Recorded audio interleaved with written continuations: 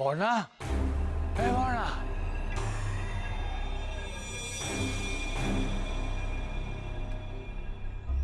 বাবা, এত রাত্রে তুমি এখানে কি করছো?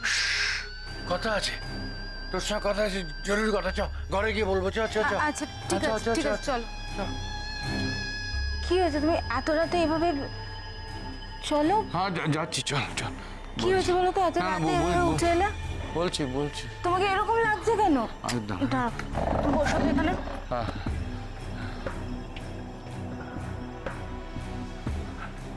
কি হয়েছে বলো? হ্যাঁ বলছি।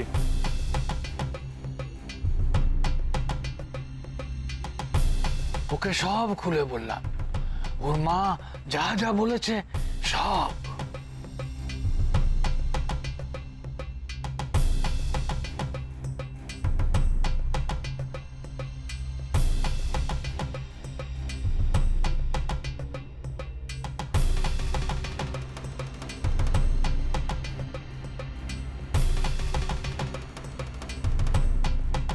মায়ের চোখের সামনে থেকে চুরি, আর তুমি বলছো যে মায়ের পুরো ঘর খুঁজেও তুমি ওটা পাওনি? হ্যাঁ রে, আমি দেখেছি, আমি খুব ভালো করে ঘরটা দেখেছি। নেই ঘরে, ওই হার কোথাও নেই। মা বলেছে যে মায়ের সামনে, তাই তো? বাবা, আমার কেন জানি না মনে হচ্ছে যে মা কিন্তু ঠাকুর ঘরের কথা বলেছে। হ্যাঁ, ঠাকুর ঘর? আমার মনে হচ্ছে যে মা কালী মূর্তির কথা বলেছে।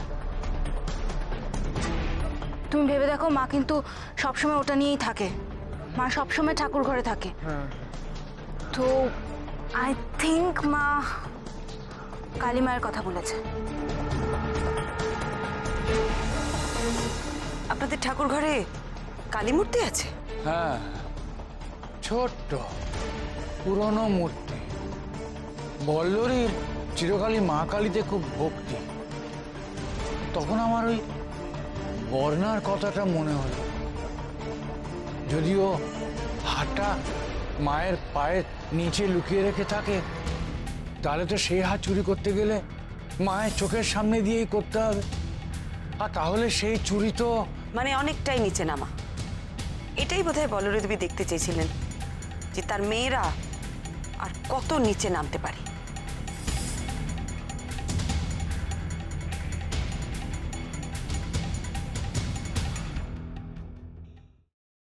আমি এই সব কিছু বন্ধ করতে পারি, কিন্তু একটা শর্তে। তোমাকে আর দুর্গাকে আমাকে ছুঁয়ে কথা দিতে হবে, এর সাথে তোমরা কোনো যোগাযোগ আর রাখবে না। শোনো, আমরা এখনো তোমার মতন এতটা পাথর হয়ে যায়নি। তোমাকে ছুঁয়ে আমি এত বড় কথাটা। এটাই আমার শেষ কথা তোমাকে। দাদা ভাই, পুতুলটা না দিয়ে এসেছি। আস্তে, একেবারে বজরংবলী আন্টির হাতে দিয়েছো তো? না, আমরা তো দরজা দিয়ে গড়িয়ে দিয়েছি। ঘরে তো ঠাম্মু ছিল, তাই ঢুকতে পারিনি। মা ঘরে ছিল? এ বাবা, এটা যদি মার হাতে পড়ে তাহলে তো মুশকিল। ওনার কোনো সর্দারজির সাথে পরিচয় ছিল? সর্দারজি? না। ঠিক আছে, আমি তাও বলবো আপনারা একটু ঠান্ডা মাথায় ভাবুন। আসলে আমার জানাটা খুব দরকার। আমি তাহলে আসি, কিছু মনে পড়লে আমাকে অবশ্যই জানাবেন। আচ্ছা।